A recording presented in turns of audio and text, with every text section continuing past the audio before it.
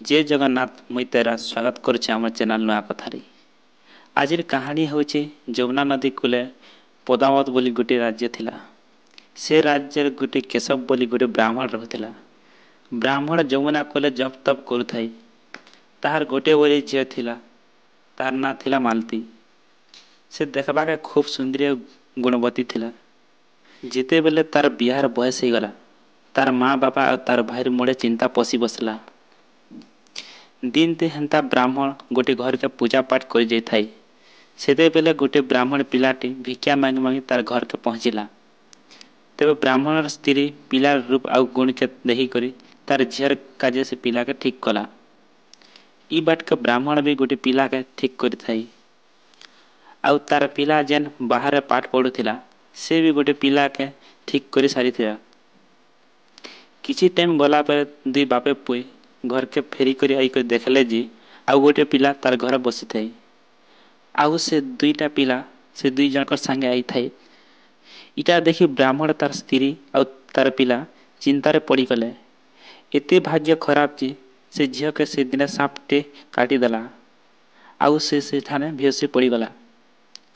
तार बापा आउ तार भाई से आसी थिबा तीन जन पिला संगे केते भागदौड़ करे देखले।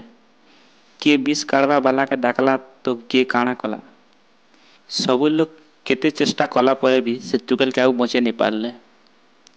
से ठानु से टुकेल के संघाट के नहीं करी तार क्रियाक्रम कले। से तीनटा पिला भितर गोटे पिला से टुकेल हाड़ धरला तो आउ गोटे पिला से टुकेल राग धरी करी से ठाने गुड़ा गाड़ी कर रहला। आउ जेन से 3 नंबर वाला पिला बामन है करी देश देश घूमला। दिनकर कथा से देश देश घुमु घुमु गोटे नगरी रे पहुंचला। आउ गोटे ब्राह्मण घर भोजन करबा के बसला। जेनता से घर ब्राह्मणी भोजन धरी करी आयबा के लगी थाई, तार पिला से ब्राह्मणी साड़ी के धरी पकाला। से ब्राह्मणी तार साड़ी के जिते छड़ावा के चेष्टा कले भी से पिला नहीं छाड़ी थी। से ठानो से रागी जाई करी से पिला के जलु थी बार चूल्हे उठाला और फेंकी देला। से पिला से ठाने जली करी राग ही गला। ई सबु देखी करी से ब्राह्मण भोजन नहीं करी उठी पकाला। किते कहला पर भी से आउ भोजन नहीं करे बोली करी कहला। आउ कहला कि जेन घर रे एंता राक्षसी अछि से घरे मुई भोजन नहीं करी पारे बोली कहला। ई सबु सुनी करी से ब्राह्मणी स्वामी घर भीतर के गला आ गोटे संजीवनी विद्यार गोटे पोथी आनी करी गोटे मंत्र पढ़ला जिससे पिला सेन जीवित हो गला। ई सबु देखी ब्राह्मण भावला कि जदि हे पोथी मोर हाथे लागी गला बोले मुई से टुकेल के जीवित करी पारमी बोली भावला। आउ से ठानु से खाई पी करी से घर एका सोइला। जिते बेले राति सबु लोग खाई पी करी सोइले से ब्राह्मण से पोथी के धरी करी भागला। आउ जेन ठाने से टुकेल के जोलले थिले से ठाने के पहुंच गला। आउ देखला जी से दुईटा पिला से ठाने कथावार्ता होथान।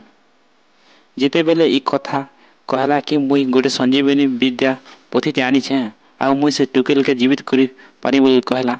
क्या से दुई लोग टुकेल रो हाड़ आउ राग के बाहर कले। आउ ब्राह्मण जेनता मंत्र पढ़ला से टुकेल जिंदा ही गला। इटा देखी से 3 लोग झगड़ा करवा के लागले। प्रकृति से टुकेल कहा के बाहवा तमके काଣା लागुछि कमेंट करके टिके जणाओ।